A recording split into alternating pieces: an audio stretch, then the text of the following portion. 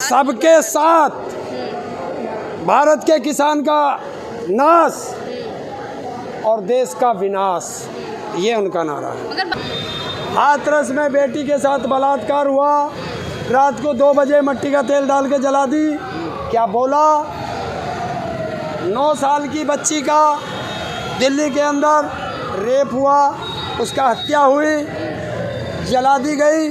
देश का प्रधानमंत्री बोला 6 साल की बच्ची का रेप हुआ और एम्स में आज जिंदगी और मौत से लड़ रही है। क्या देश का प्रधानमंत्री बोला? किसान जिस दिन जाएगा पूरा तैयारी से जाएगा और 15 दिन पहले शोर मचा देगा कि चलो संसद, जब रोक सकते हो तो रोक लेना।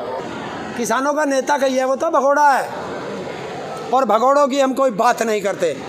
जो मैदान छोड़ के भाग जाए वो भगोड़ा है और पता है कि वहाँ से मैदान छोड़ने का बीजेपी से कितना रुपया लिया है, बताएंगे ना। फिर देश का गृह मंत्री बैठ जाएगा कि ये तो जुमला था, जैसे 15 लाख जुमला था, 2 करोड़ रोजगार जुमला था, तो ये भी जुमला है। फ्री वैक्सीन का वादा किया था, वो तो लगवा ही रहे ना। फ्री वैक्सीन का कौन सा वादा किया था?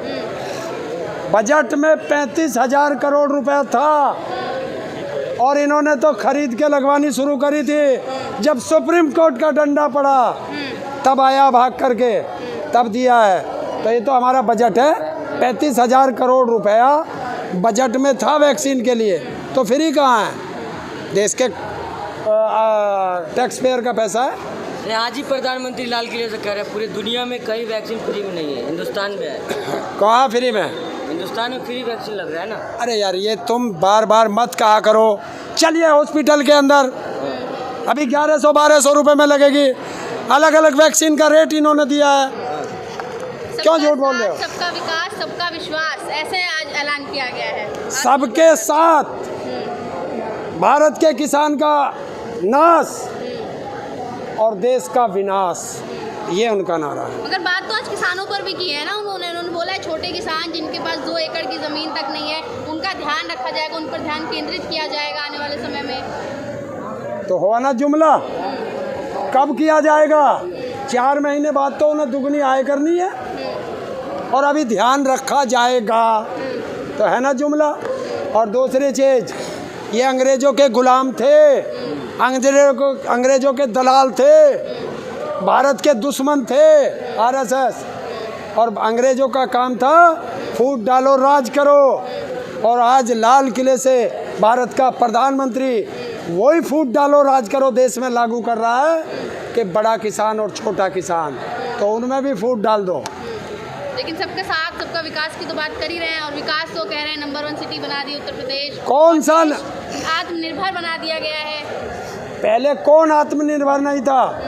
बताइए। तुम्हारे घर में मोदी आता था रोटी देने, इनके घर में मोदी आता था या इनके घर में आता था? सब। अरे सुन, पहले पूरा हो जाने दिया करो। पूरा देश स्वयं कमाता है, स्वयं खाता है, तो आत्मनिर्भर तो हम पहले से हैं। इसने क्या कर दिया? हाँ, इसने देश का नाश कर दिया और हम लोगों में हिंदू मुस्लिम की एक नफरत की राजनीति पैदा कर दी, देश को जातिवाद में धकेल दिया। ये किया है इसने। और राशन की बात सुन। राशन की बात कर रहे हो, दिन में कै बार खाना खाते हो? अब बता, जवाब चाहिए। 2 बार 3 बार, कै बार खाते हो? 3 बार। तो 5 किलो राशन तेरे को दिया है और 3 बार खाना खाने में महीने में 30 दिन होते हैं, तो 30 या 90 दिन 90 खुराक हो गई। तो पहले की अरे सुन, दे रही थी। कौन कह रहा है? पहले की सरकारों में चावल भी मिलता था, गेहूं भी मिलता था, दाल भी मिलती थी, चीनी भी मिलती थी, नमक भी मिलता था और मिट्टी का तेल भी मिलता था। में थोड़ी मिलता था। क्या? पैकेट में मिलता था। हाँ, चने भी मिलते दे दिया ना हाथ में झोला। देश को बताते हैं कि देश आत्मनिर्भर बन गया और 23 करोड़ में से 15 करोड़ उत्तर प्रदेश का 5 किलो के राशन की लाइन में लगा दिया। तो ये देश विकास किया। महिलाओं की बात कर रहे हैं कि सैनिक स्कूल में लड़कियों के भी दाखिले करवाएंगे। महिलाओं की बात करो तो लखीमपुर खीरी में महिला का चीर हरण हुआ। देश के प्रधानमंत्री बोला हाथरस में बेटी के साथ बलात्कार हुआ, रात को 2 बजे मिट्टी का तेल डाल के जला दी। क्या बोला? 9 साल की बच्ची का दिल्ली के अंदर रेप हुआ, उसका हत्या हुई, जला दी गई।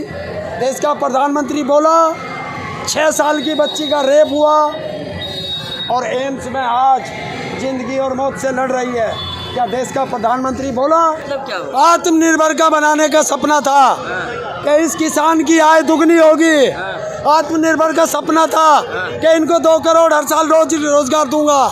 आत्मनिर्भर का वो था कि रोटी, कपड़ा, मकान, शिक्षा, स्वास्थ्य, रोजगार पे बात करो। रोजगार तो दे रहे हैं और ना। वो बात करता है कि छोटा किसान, बड़ा किसान, फूट डालो, हिंदू मुस्लिम की बात करता है।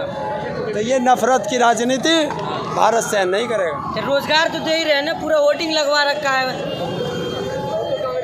कहाँ लगा रोजगार का होर्डिंग? कहाँ लगा? ऊपर रोजगार ऊपर नहीं मिलते, रोजगार धरातल पर मिलते हैं। धरातल पे तो धरातल का रोजगार दीजिए,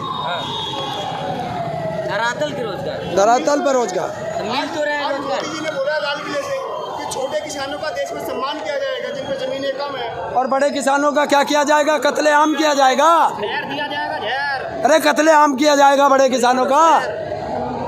तो फिर कहे कि जो गांव के प्रधान हैं उनका सम्मान किया जाएगा और जो सांसद और विधायक हैं उनका अपमान किया जाएगा। कालवा बड़े और छोटे में तो यहाँ भी आते हैं। तो ऐसे कहा जाता है जो मोदी जी बोलते हैं जनता उनकी बातों का, उनकी शब्दों का भरोसा करती है, विश्वास करती है। एक बार फिर उन्होंने लाल किले के प्राचीर से भाषण दिया, संबोधन दिया। अरे मोदी पे विश्वास किया था। इस देश के अन्नदाता ने 9 महीने से सड़कों पे पड़ा है। कहाँ है मोदी? कहाँ गया मोदी? बढ़ गया भट्ट में मोदी। इन्होंने विश्वास किया था कि हमारी आय दुगनी होगी, इनकी आय आधी कर दी। दर्द प्रधानमंत्री के है और पूछ मेरे से रहे हो, जाके पूछो कि कंटेनर क्यों लगवाए हैं। ताऊ पिछली 26 जनवरी को क्या हुआ पता है ना आपको? क्या हुआ? क्या हुआ? क्या हुआ? लड़ाई कर दिए थे लोग, इसलिए डर के मैं लगवा दिए कंटेनर। क्या? देखिए, लाल किले में कानून बनते हैं। लाल किले में क्या होता है? संसद जाएंगे क्या? किसान जिस दिन जाएगा पूरा तैयारी से जाएगा कब जाए? और 15 दिन पहले शोर मचा देगा कि चलो संसद, जब रोक सकते हो तो रोक लेना। किसान कमज़ोर नहीं है, किसान कायर नहीं है और किसान चोर नहीं है। यही तो सरकार भी कह रही है कि किसान कमजोर नहीं है, किसान अच्छा है, किसान को और हम मजबूत करेंगे। अगर किसान का एक हाथ है, हम दूसरा हाथ पकड़ के दोनों हाथ से मजबूती से उसका साथ देंगे, पकड़ेंगे। सरकार कह रही है इस किसान का एक हाथ है, ये उसे भी काट रहे हैं क्योंकि किसान का हाथ है उसका कृषि और ये उसकी खेती छीन रहे हैं। और किसान मर सकता है, खेती नहीं देगा। सर, उन्होंने ये भी कहा है कि जो पहले की सरकारें थी वो खुद ड्राइविंग सीट पर बैठ के सरकार चलाती थी, गवर्नेंस करती थी। आज की जो सरकार है वो सबको साथ लेकर के, एक बस होती है, बस में सबका ध्यान रख के चल रही है, एक साथ चल रही है। कैसे देखते हैं? देखिए, तुम्हारे सवाल के जवाब देता हूँ। पहली सरकारें थी वो ड्राइविंग सीट पे बैठ के करती थी, हमें दिखता था कि ड्राइवर नालायक है या अच्छा है। लेकिन ये तो उद्योगपतियों के पहलू में छुप करके वार कर रहा है, तो ये तो उससे भी ज़्यादा खतरनाक है। कह रहे हैं इस सरकार में जो नीति लेने की, राजनीति की जो निर्णय लेने की जो इच्छा शक्ति होती है, विल पावर होती है, बहुत ज़्यादा है। सरकार कोई भी निर्णय अपने आप से ले सकती है, किसी के रोक पर बहकाव में आती नहीं है। हाँ, तो ये जो निर्णय ले रही है ना, उसी निर्णय का हम लोगों को खामियाजा भुगतना पड़ रहा है कि हम सड़कों पे पड़े हैं।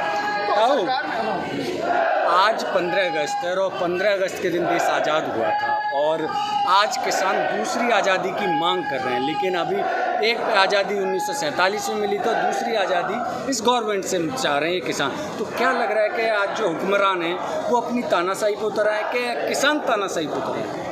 देखिए, किसान कभी तानाशाही नहीं होता। अगर तानाशाह होते तो ये शांतिपूर्वक आंदोलन शायद वर्ल्ड का सबसे बड़ा आंदोलन है, ये नहीं चलता।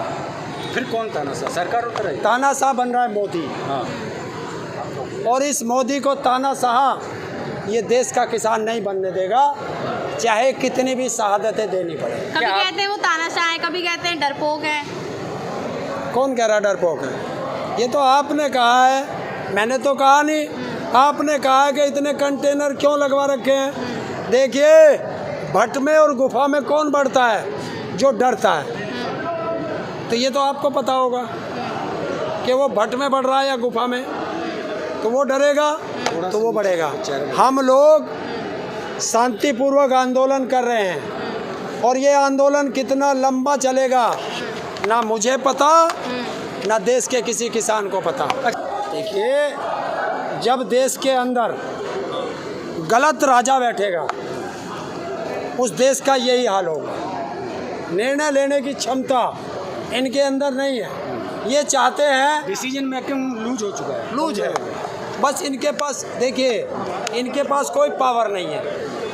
पावर है उद्योगपतियों के हाथ में। उद्योगपति, एक गाना है ना, जितनी चाबी भरी राम ने उतना चले खिलौना।